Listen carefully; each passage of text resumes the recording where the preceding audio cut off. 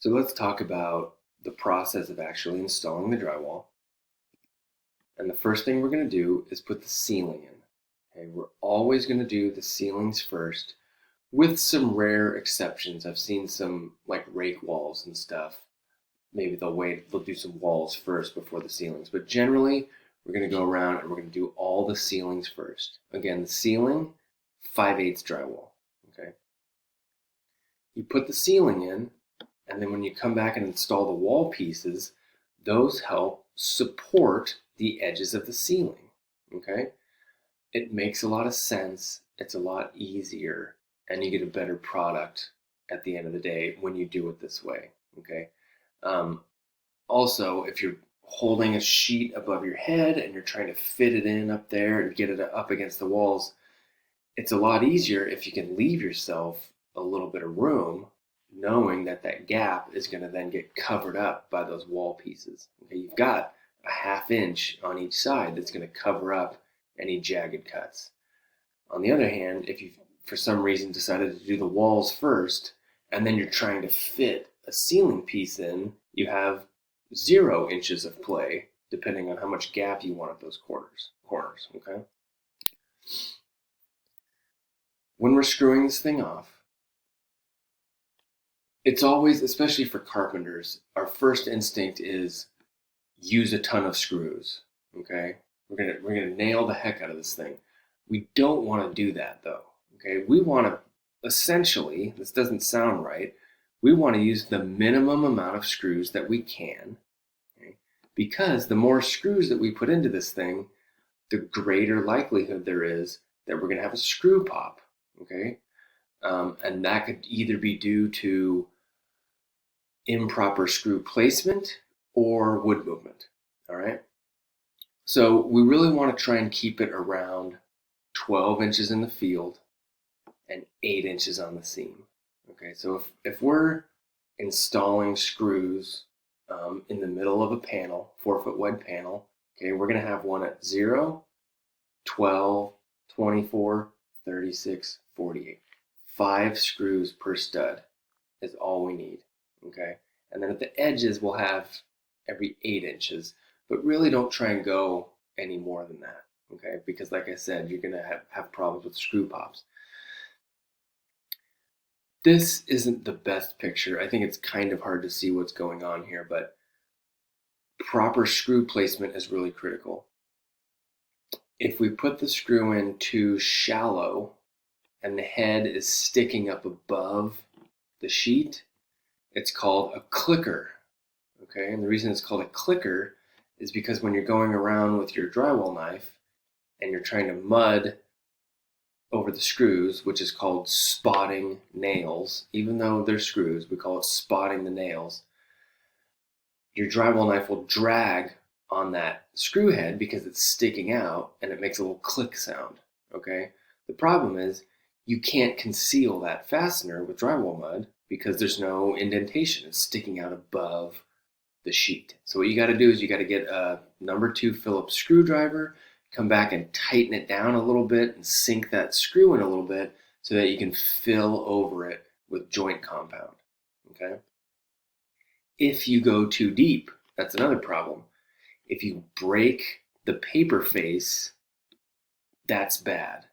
Okay.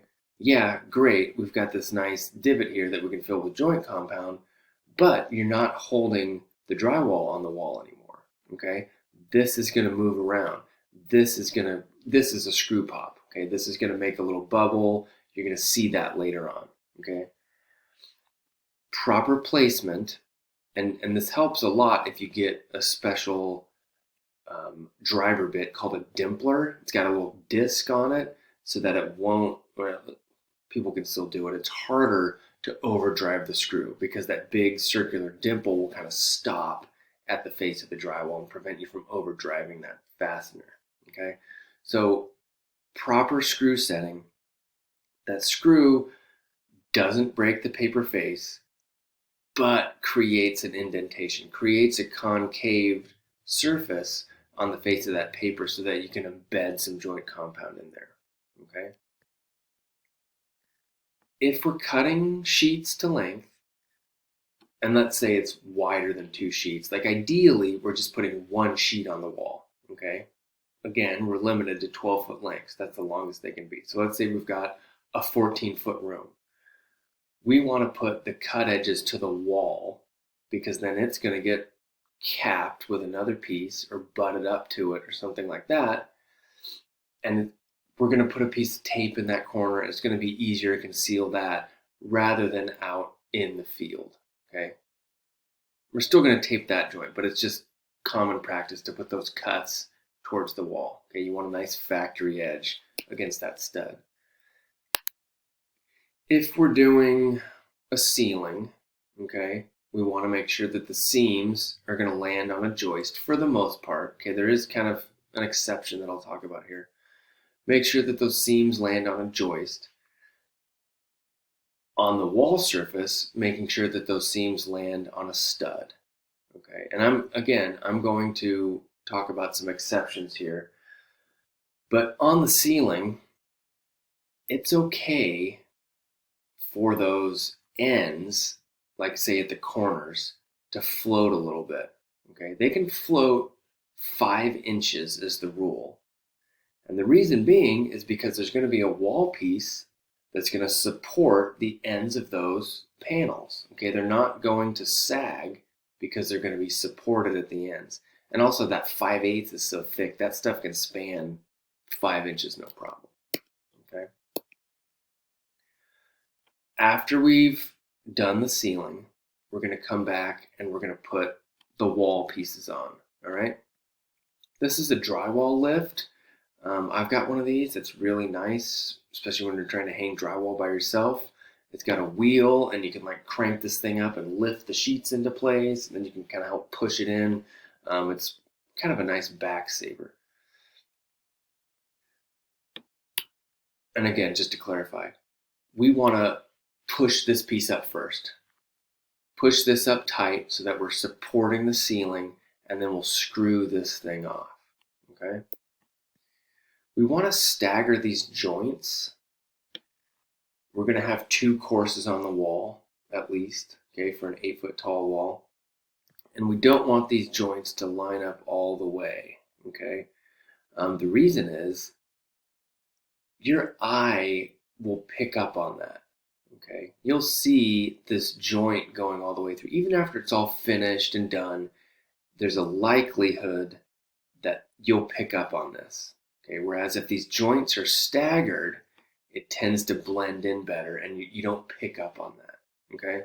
And I guess the whole theory here is this is a bunch of individual pieces that we're screwing to the wall, and we're trying to conceal it so that it looks like it's one uniform product, okay? We'll get into that a little bit later.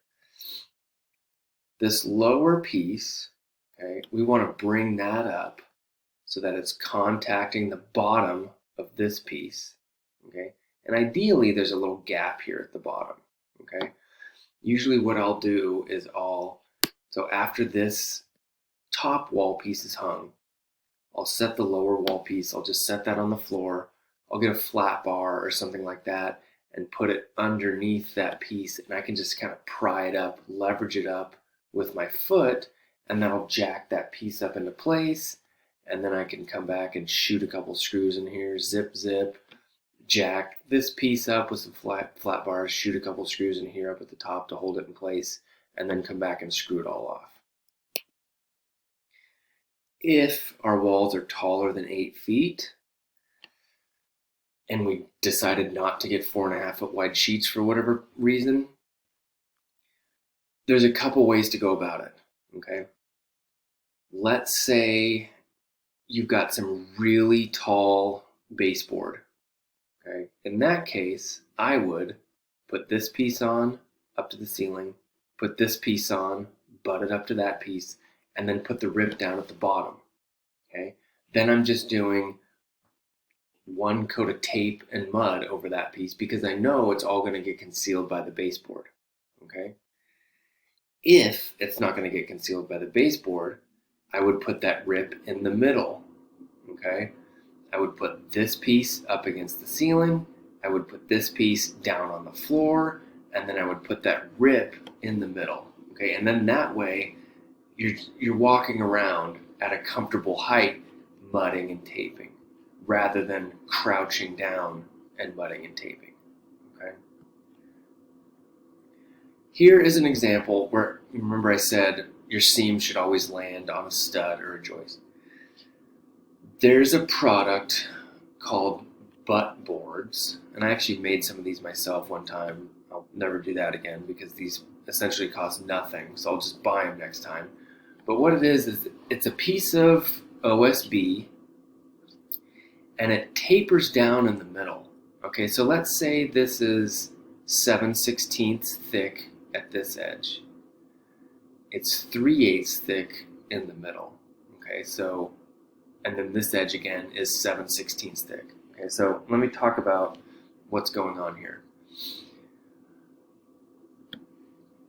Drywall panels, like I said before, are tapered on the edge, not on the ends. Okay, and this will become more clear when we talk about finishing, but whoops. On these edges, since it's tapered, there's a place for the tape to go and a place for successive coats of mud to go, and as you build it out, this wall face becomes one plane. Okay? When we're taping these butt joints, however, they're not tapered. Okay? And I don't know why they don't do this. It seems like it wouldn't be that big of a deal. But they're not tapered. So as soon as we put some mud and a piece of tape, and I guess I need to explain this a little bit, we have to tape all these joints to cover up the cracks, cover up the seams. Otherwise, if we didn't use paper tape and we just started mudding things, it would just crack through that joint. So we put paper tape over all of these joints to conceal the cracks and prevent it from cracking. Okay? When we tape and mud these butt joints, as soon as we put a piece of tape on that joint, it's already projecting past the face of the drywall. Okay, there's no indentation, there's no concave surface for it to hide in. Okay? Now, if we use these butt boards, the way this works, it's kind of cool. You screw it, you try and land them right in the center of the bay. Okay, so these are 16 on center studs. We've got this butt board here in the center. You're going to screw off to these studs first on either side, and then when you screw into this butt board, since it's got that taper to it, and don't quote me on those thicknesses, I'm assuming it's like 3/8 and 7/16 here, but when you screw into that butt board, it actually sucks those butt joints in a little bit. It pulls them in, and that creates a little concave surface here. Okay, it's kind of awesome, and it makes finishing much easier. Okay, we're going to talk about it a little bit, but these edges are relatively easy to conceal. Okay, because we can hide the tape in there. These, you have to spread out the mudding 12 inches at least. You have to really feather that joint out so you don't just see a big lump on the wall right there. Okay, and those are difficult to conceal, like I said.